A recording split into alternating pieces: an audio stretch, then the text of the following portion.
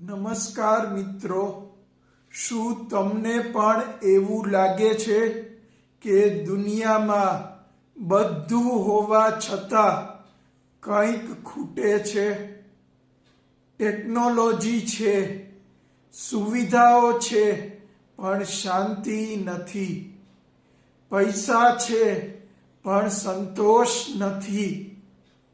આજનો સમય અંધકારમય કળયુગનો છે, જ્યાં લોભ, ક્રોધ, ઈર્ષા અને સ્વાર્થ વધી રહ્યા છે. પરંતુ એક સત્ય યાદ રાખો કે જ્યારે અંધકાર સૌથી વધુ ઘેરો હોય ત્યારે પ્રભાત સૌથી વધુ નજીક હોય છે. શાસ્ત્રો કહે છે કે સમય ચક્ર રૂપે ફરે છે. અધર્મ વધે ત્યારે ધર્મનું પુનઃસ્થાપન અનિવાર્ય બને છે.